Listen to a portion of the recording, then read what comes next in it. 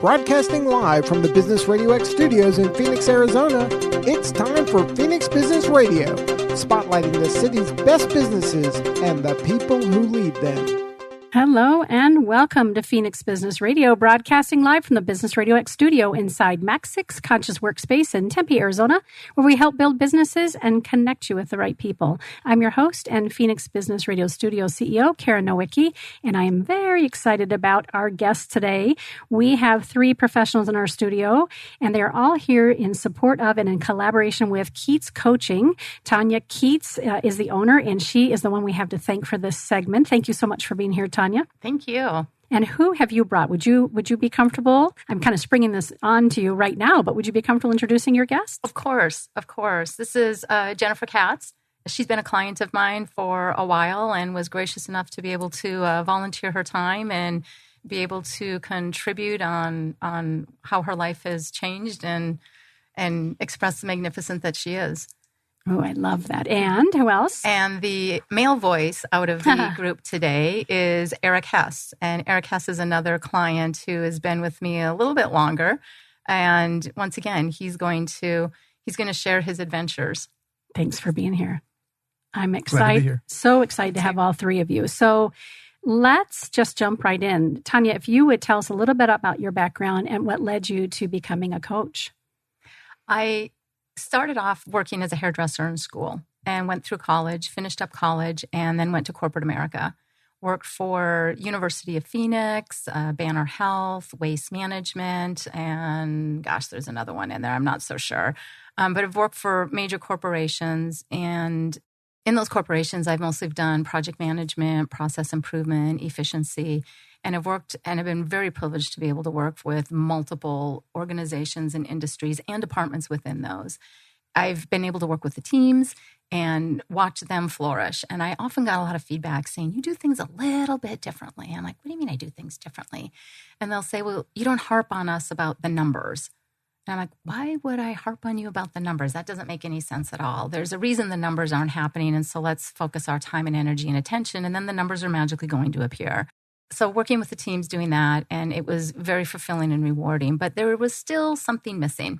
So I ended up on quitting corporate America and started a relocation company. Quickly realized that was not the industry for me. Enjoyed the business, but it wasn't the industry for me. And then started, as I was selling the company, started evaluating what is it that I want to do? What was a commonality of all the opportunities that I've had in the various industries? What does that look like for me? And it came very clear. It was, I love watching people shine. The moment that a person ties their shoes for the very first time, there's a glow and there's this energy, and it's a magical moment. And I had the opportunity to do that with the teams I was working in, but I wanted to do more of it. So I was having this conversation with a friend, and they said, well, that's coaching. I'm like, what? Yeah, there's a name for that. What?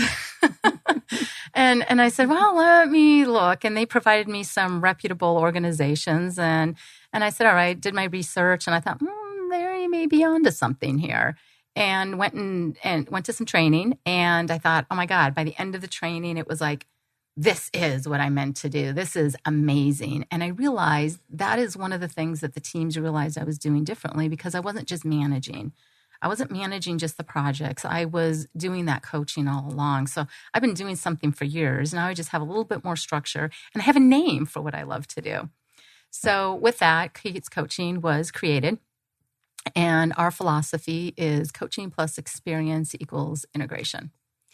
Okay, so speak to me about that. And before you do, I was thinking, as you're talking about your special blend, people, process, and purpose, right? That's what I'm hearing. A lot of times when there's a project manager, I know that Eric could speak to this too, probably, but the people have to be in place, the process has to be in place, but sometimes that purpose, that underlying thing that brings us all together isn't clearly articulated. I'm kind of hearing that in some of what you do. So explain to us, if you could, coaching plus experiences equals, that's not what you just said. Equals integration. Equals integration, yes. So I thought I had it wrong.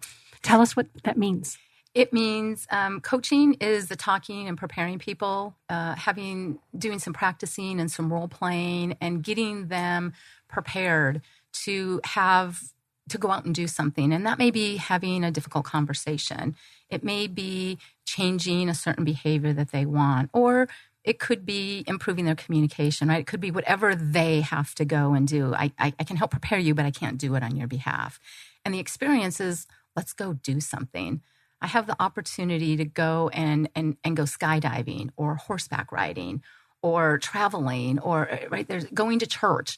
It doesn't matter, but let's go do something. Then what has happened is that through being an integration guide, doing things with people, I've seen that the coaching plus the doing has often had faster results for the clients other than just the coaching piece. So not just book knowledge and book smarts or just being told how to do things theoretically, really getting in there and practicing, communicating, reflecting on it, and playing. Yes. Okay. Yeah. Fascinating. Tell us, you mentioned that you're an integration guide. Yeah. I'm also I'm an integrative coach professional through Debbie Ford's Institute. Oh. That's why I'm a shadow coach. Integration means something to me as a professional, but tell us, please, what integration coach, or excuse me, what an integration guide means.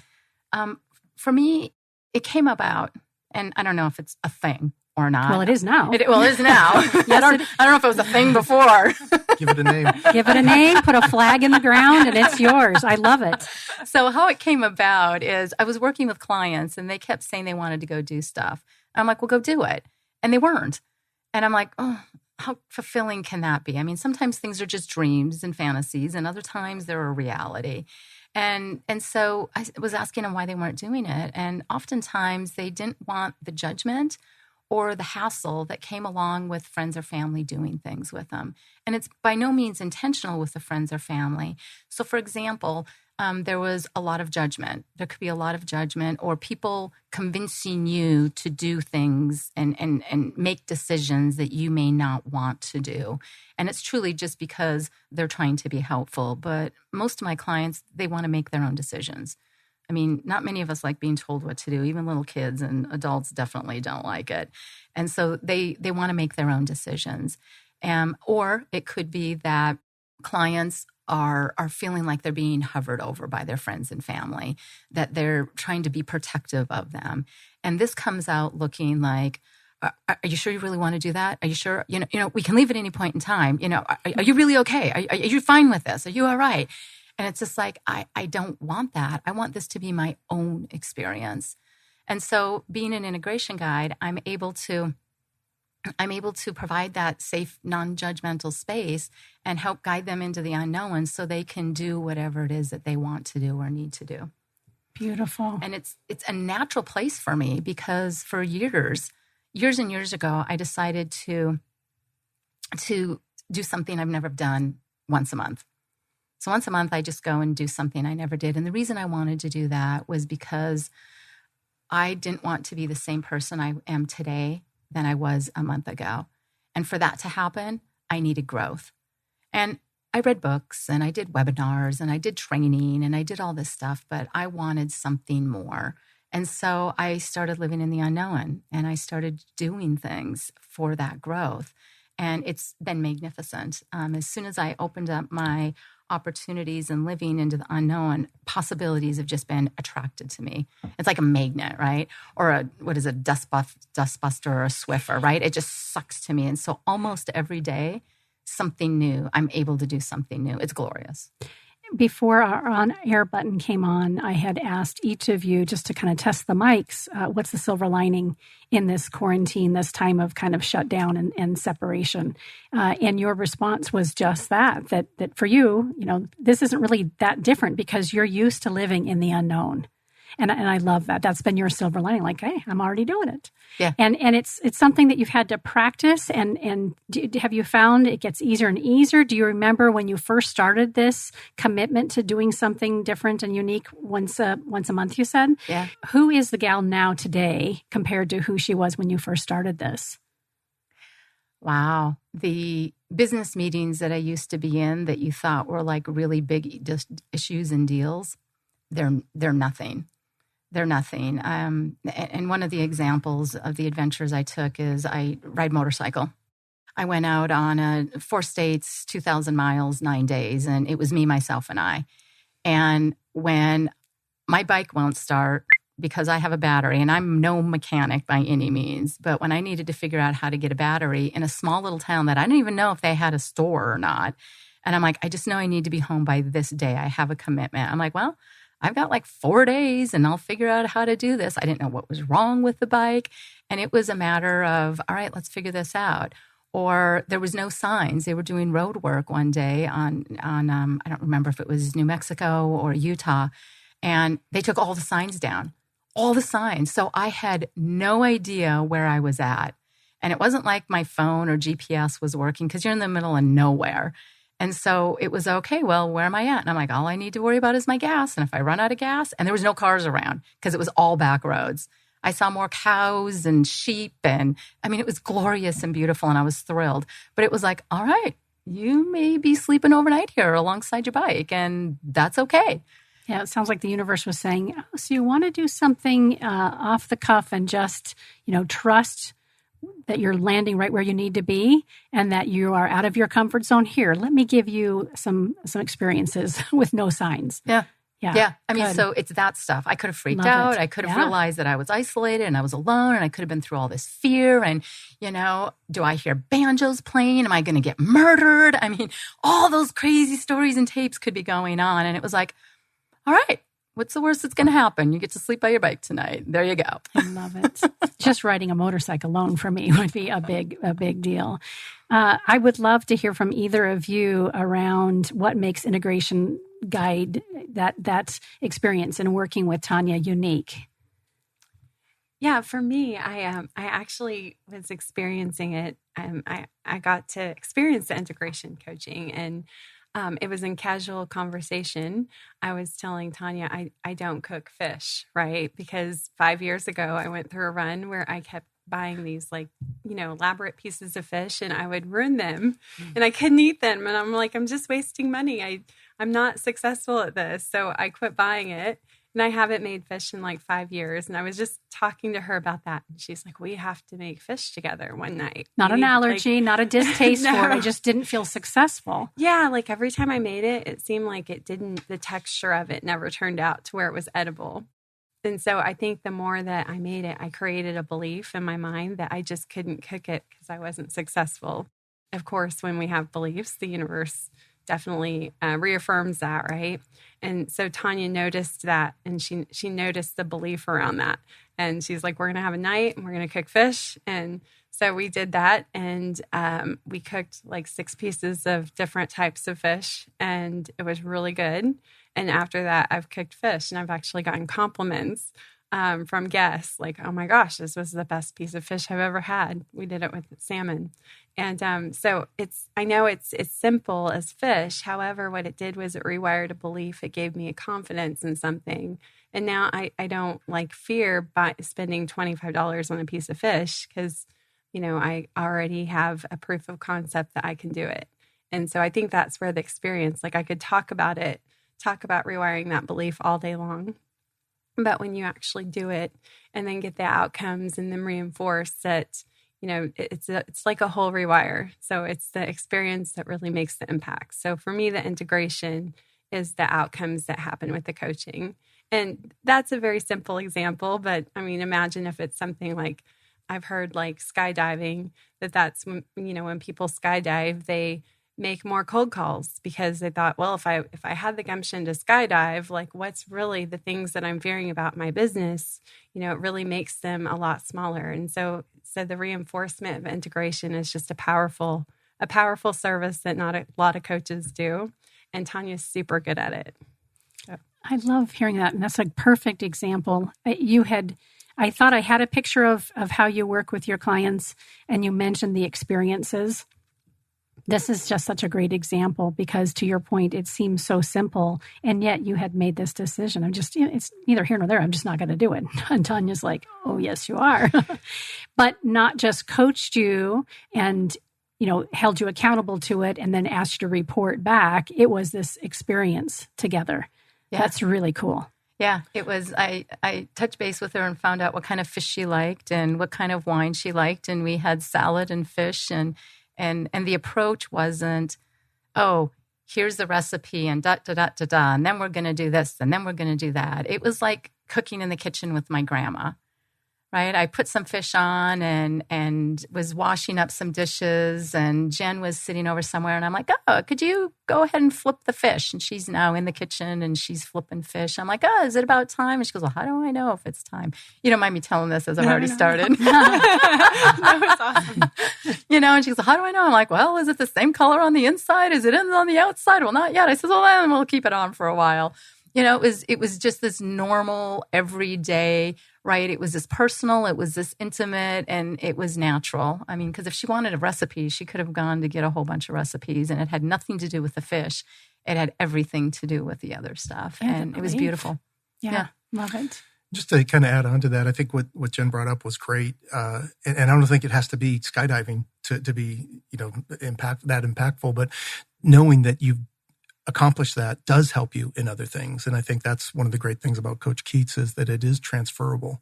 And once you're successful with one thing, you can transfer that to other things even more so. So I think it's a great story and great concept that comes through. I'm curious, Tanya thanked both of you for coming and spending time with us this morning. When she asked you to be on air with us, why would you say yes? Tanya Keats is an extraordinary human being. And she's just an incredible person, and you wanna like be good to her. You know what I mean? Like she's good to you. Yes, you just have that there's an innate there's an innate desire just to be kind. No, that's good. I love that you're emotional. Yeah, anything to support Coach Keats is. I feel like the impact on my life has just been very impactful and very strong. And it's a lifelong tools that she's given. And so anything to support her is I'm all for. Eric, she mentioned that you, out of the two of you anyway, had been with her the longest. And I'm assuming out of some of the clientele, maybe that fares true with everybody else. What has you keep coming back beyond what you've already shared? Are there other little insights that you could share with our listeners and why this has been such an important relationship for you professionally and personally? Yeah, if I get too long, let me know. But, one of the things that fascinated me looking back on my work with Coach Keats was, when I first approached her about working with her, I had my list of goals, and I had almost a universal goal. I don't know if this is universal, but it seems universal, is to lose weight. Not everybody wants to do that, but that's almost universal. The interesting thing with that was, though, that really wasn't what I was looking for. And working with Coach Keats, it was, hey, what does that mean to you? What does losing weight, what's that going to do for you? And we got further into it. And one of the avenues that we looked at was I really wanted to play hockey better. And so in my head, if I lost weight, I would play hockey better. The interesting thing is, as we got to that point, Tanya said, well, wait, is losing weight really going to do that? And so then we went on a whole different avenue of, are there off-ice training I could do? Is there on-ice training I could do? Is there videos I could watch? Are there people I could talk to? So we went down this whole other avenue so that every week now I'm watching 2 to 3 videos. I'm talking to people. I'm becoming a better hockey player. And it had nothing to do with the weight loss. And so to me, looking back on that, that's just one of those things that I would have never gotten there on my own. And so it has made me, really reach the goal that I didn't know I had. And that's what I think when she was talking about integration and being successful at that type of thing is just very impactful. I'd been having that weight loss goal for so long and wanting to be better at hockey and in there too, but didn't realize how they were really separate. I really love the word integration. Obviously, it's very personal and professional for me as well. In fact, when I opened my coaching practice like 12 years ago, it was called A Peaceful Integration. And that word is so important. I have some ideas, like I said earlier, about why it's important. And I just want to kind of throw them out there and then have, if I'm missing an aspect of it as it relates to Keats coaching, throw that in there. Or if I say something and it doesn't fit from your experiences, shift it. But the word integration for me as a somebody who strives to be better and to get to know myself more, I like the word integration because I knew that I didn't want to negate any aspect or part of myself that that I already had in there, right? So, when we lose weight, sometimes people want to be something different. And I found I'm never successful when I want to toss away or ignore a part of myself that needs some attention and some love, right? So that's the word integration for me. What else, how else would you describe integration and why it's important enough that it's become kind of part of the mantra of your coaching? I'm not a computer person, so don't give me a piece of technology and it's not just a computer. I have an amazing talent to jack stuff up like that. And I can do exactly the instructions you give me, but it's still going to be kittywampus. It's going to go Jabberwocky somehow. And so there's a hand memory, right? You're working with a mouse and people will show me how to do things. And for me, the hand memory, even writing things down when I'm in meetings, it's not that I need them, but there's that physical movement and motion that helps it stick. And that's the part of the integration. It's not just the book knowledge. It's not just our traditional schooling. And I'm a huge advocate for the trade schools because and as being a hairdresser, that was the simplest, easiest school I ever did because it wasn't just theory. I'm physically doing something. And now it becomes more natural. It becomes a part of who you are. So you were saying that it's not ignoring a part of who you are. This is really making it who you are, not who you want to be, not the theory, not the idea. It's that tangible. It's that hand memory for me with the mouse. It makes me think of when a student or a family goes and lives abroad for a period of time and they want to learn French or Spanish or whatever language it is, and it's an immersion program, right? Much quicker to be kind of thrown into that situation and be integrated with the culture and the conversations and the voice inflection and all that versus listening to, words on tape and practicing them and that sort of thing. Not that that's a bad choice, but that immersion, that integration, that immediate opportunity to feel it in the fiber of your being is what you're providing your clients. Yeah. Yeah. Love it. Very good. I think for me, the integration and not disagreeing, it's all very similar. It's just for me, the clarity of what I was really asking is what was very impactful. And then to follow up on that, this was like a 9-month process for me. Because even once I realized, oh wait, I don't want to lose weight as much as I want to play hockey better. So let's talk about that. So to kind of do that self-inflection and understanding was key. But then the other thing that Coach Keats, and to me is the integration, is just the confidence that I'll be successful. Like I know I'm going to be successful, and that has been a direct result of working with Coach Keats. And I may fail and I may not be right where I want to be, but I know I will be. And I think that's part of that whole integration thing as well, is understanding what you're asking for and that making it your own. And then that confidence that you got this. And so I think to me, that's a huge piece of that whole integration. Excellent. Any insight, Jen, to share in addition to what we've... It's just that we can talk about it all day long. And when we experience it, like my interpretation is that experiential, going from it being a mental concept to the embodiment of the coaching, of the experience. And I believe that when I embrace the embodiment of the message or what I want to change, that's when true results, true outcomes come. So I think, I've been to coaches before where they've said, "Oh, just go get your nails done," to feel better. and you're like, really? It's a different experience when it's like, "Oh, that's a block. Okay, we can integrate that," and it's bringing it into the experiential, so you can really create those outcomes that you want. Lasting outcomes. Lasting outcomes. Right? Yes. That's what I'm hearing, and they change the trajectory of your life. Though you begin to think differently and show up differently and behave differently, and each of you have said in one way or another, then the universe is ready to go, oh, okay, I got it. Let me give this person more of that, right? Very good. Tell me, and I don't know if this is a question for each of you as we reflect on Tanya and Keats coaching, or if it's just for you, but what would you say is your secret sauce? Have we already touched on it, or are there more nuggets there? I care, and I treat people that people matter most. People matter most, and that's a bottom line for me. And what can we do to make you the best you in that? I also listen not to just what people are saying, but to what they're not saying. it wasn't about the fish. Right. It wasn't about losing weight. Yeah. Right. It's opened up those worlds of possibilities. And what aren't they saying? There's a great sense of positivity around this. And Jen mentioned a block, and there's, Tanya doesn't see blocks. She sees opportunities, and it's not even a positive or negative discussion. It's always, okay, how do you make it better, and how will you feel, and what is it that's what takes you to the next level?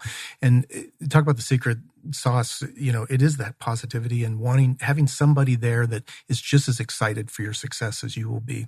And then I also think that listening with purpose is very key.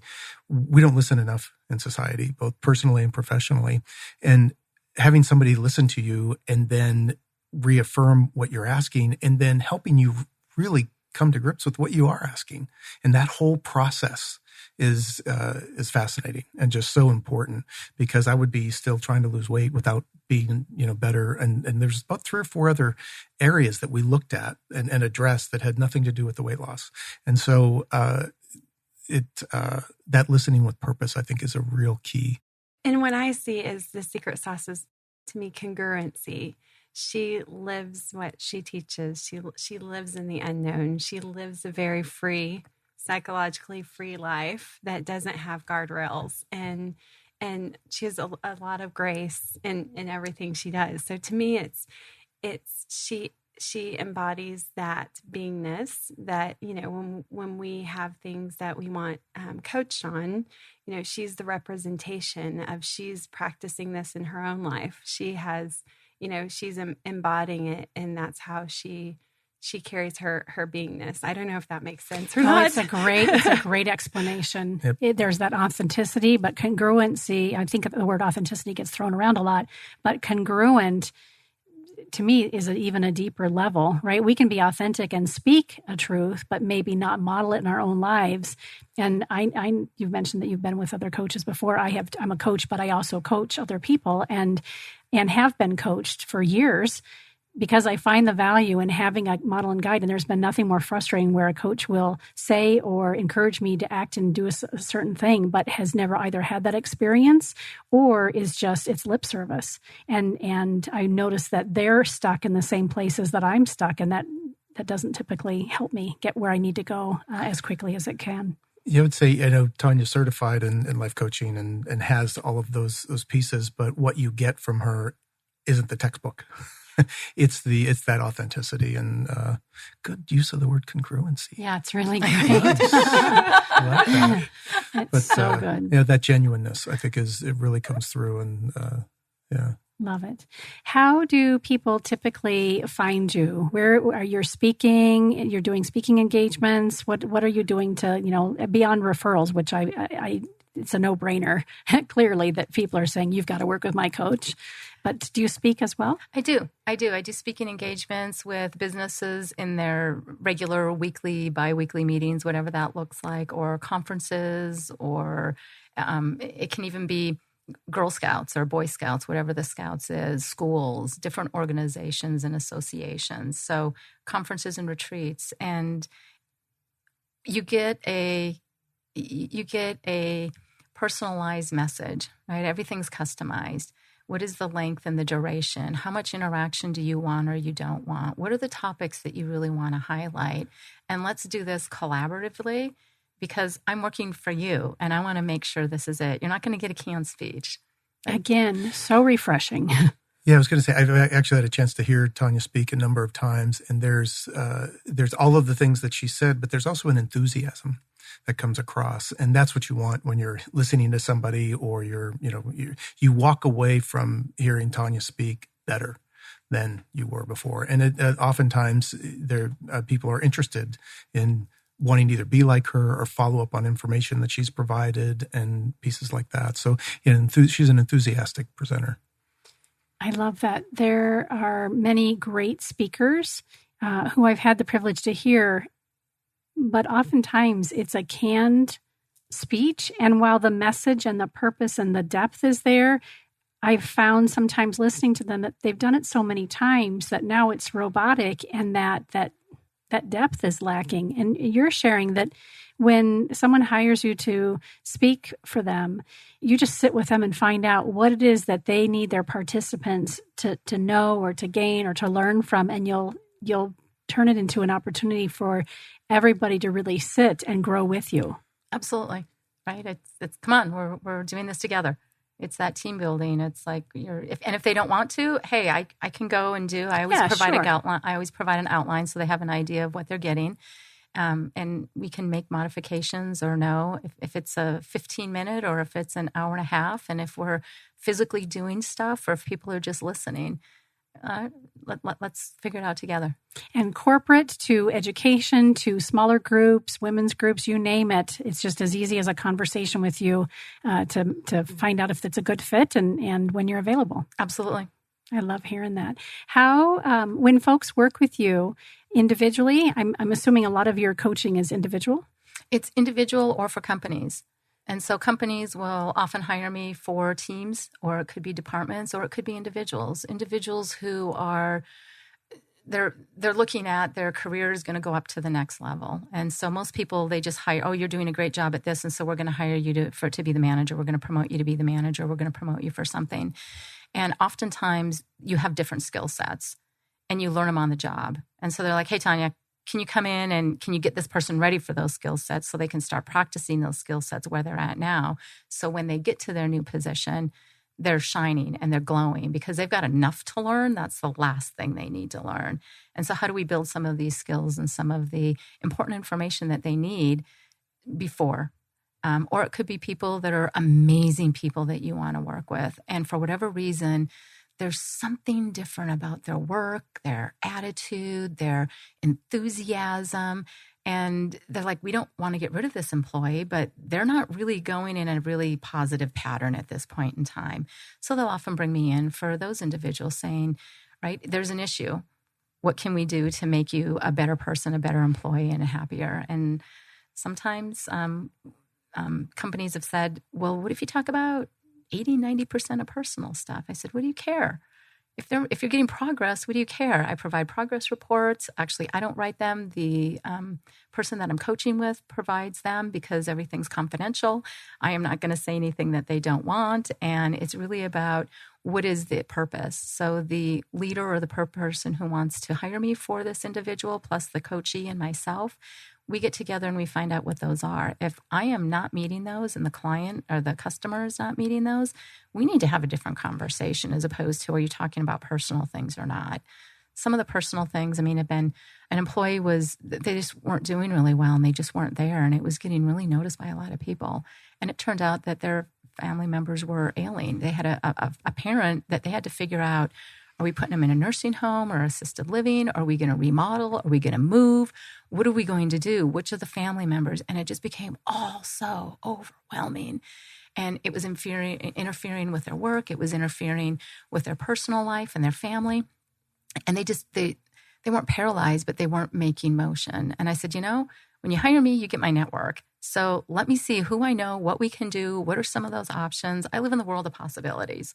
And so there isn't one option. Are there other possibilities? And what can we do? And opened up the network and it was like, wow, it was like just turned right on over. And they were like, wow, what happened? I says, well, that's between me and my client if they choose to share or not.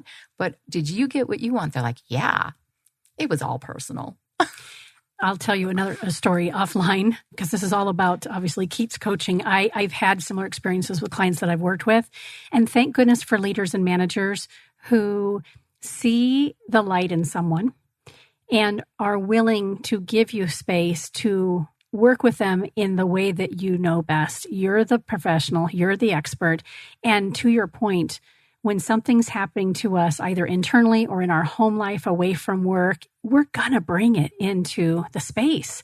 And if we're not firing on all pistons and able to make sense of that, you're going to get far less production from us and disappointment and being unhappy. And so I'm really pleased that companies will bring you in and work with you in a variety of ways. But what an excellent example of giving you the reins, because you're going to give the client the reins and just believe in them, as Eric pointed out.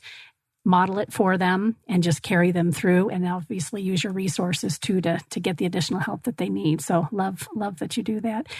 Whether someone's looking forward to working with you individually or through a corporate relationship, what's the best way to get in touch with you, and how do they go about getting that started? Oh, you've got possibilities. Really? Go figure. You've got possibilities. You can get a hold of me at my website, which is keatscoaching.com. Give me a call at 480-937-0876. You can also friend Keats Coaching or follow Keats Coaching on Facebook and LinkedIn. Give me a call, contact me in any of those resources. Let me know if you'd like a free consultation. It's a meet and greet. Let's just see if we're going to be able to work together. Because if there's not good chemistry and there's not a good working relationship, it's not going to work. So give me a call and let's chat and see what that looks like. One of the things, as we're talking, there's and then there's a lot of examples of big impacts that Coach Keats has been able to have. But I think also there's that small impact that actually has big impacts and meaning for people. And you talk about the person who is having the struggle with, maybe family things. This is a great asset for the company and the business, and they want to keep that. And this is something that's very meaningful to them that they're going to be able to get through, but they just need that time and they need that understanding and they need somebody to be able to help them walk through that. To be able to do that, that may be something very, small, but it does have that great impact. So I think she's very good at that too. So whatever it takes. Just Arizona specific clients or all over the country, the world? I will travel the world. I will travel the world. You let me know where I need to be and I'll show up. Well, everybody needs a Tanya. I love it. Yep. And so we've given a lot of different examples of what kinds of things clients will come to you to work on. Have we missed any other examples that any of you and Tanya yourself would want to also highlight as our listeners are thinking, would I be a great fit for this kind of coaching? Yeah, what is it you say? You come for the things? Clients come to me because they're generally in transition of some form or fashion. And they stay with me because they realize that there can be ease in their life and leading. And that transition, we've talked about some things, but some of that transition could be, right, having kids come into your life or kids leaving home or starting a new relationship or ending a relationship or being married or divorced, which could be very different than a relationship. Changing of careers, new behaviors that you want to make a difference in, or new things that you want to be able to experience. Somebody who's dying and how do they process what that's going to look like, or the caregivers that are managing the friends and the family and the medical staff. And then when their beloved passes, what does that life look like after that? And staying, they realize that accomplishing things alone is an antiquated way of thinking. People are important, right? People are important, and having a team and a community and your tribe around you is so important. And it's a lot easier to do that with somebody who's trusted, a non-judgmental collaborator to have your best interests in mind, your best interest. I love that tribe reference. That's awesome. And the thing I was looking at is the was that it? Was that it, Eric? Is that what you were like? That's what I was looking for. I knew there was a saying that kind of went through it. I didn't know it was 17 paragraphs, but but the thing that I wanted to make the comment on is, for me, when I did the whole hockey weight loss thing, that was about a 9-month process, and it was very meaningful the whole time. Now, I could have done it a lot faster. It could have, been a lot more condensed. Now I'm finding there are other things that I'm trying to learn to do. And there's different paths that I want my life to take. And having worked with Coach Keats, I'm approaching that much differently. So now when I go back and work with her, it's going to be streamlined a little bit. I'm kind of know what she's going to ask.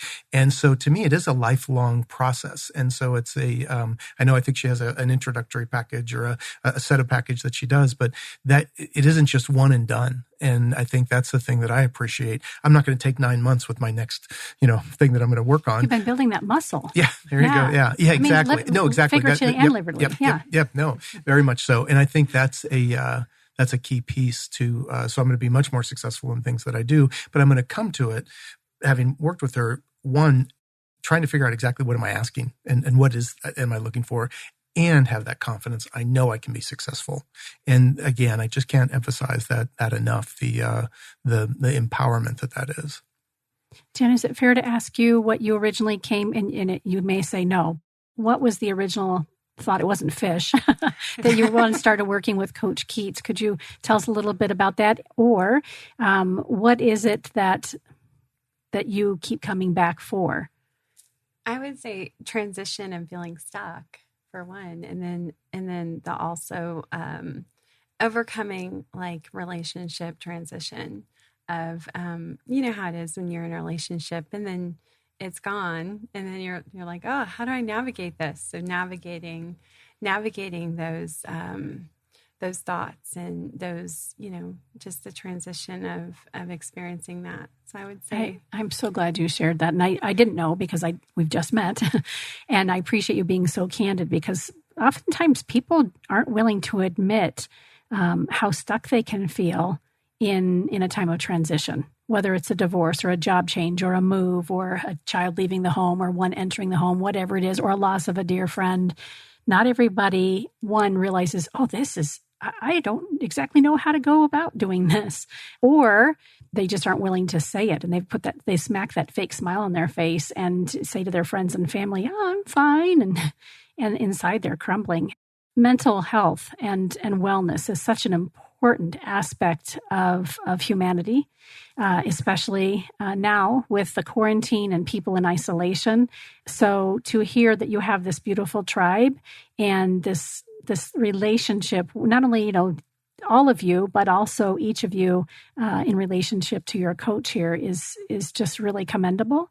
And we need more people like you. And for our listeners who maybe have never taken advantage of working with a coach, reach out to Tanya. And as you said, just have that initial conversation. There's no, you know, you're not tied to anything after that, but let her poke around those holes, as Eric mentioned, and maybe listen for what you're not saying to see if there's an opportunity to best and better support you. Love it. I'm excited to meet all of you and really is excited about what you have to offer your clientele. Is there anything that I haven't thought to ask that any of you would like to share, and including leprechauns, if anybody knows? Thank you for that.